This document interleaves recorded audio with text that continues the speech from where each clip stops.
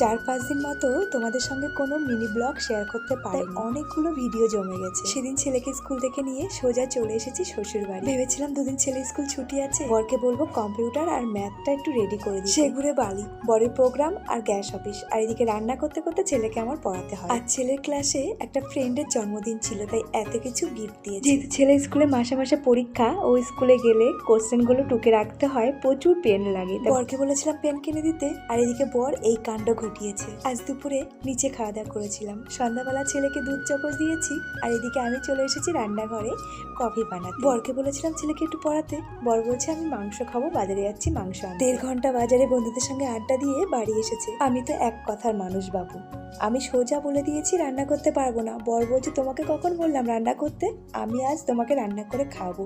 আর হ্যাঁ, দিনটা ছিল 14ই ফেব্রুয়ারি, এটাই ছিল সেই দিনের গিফট। তো চলো আজকে ভিডিওটা একটু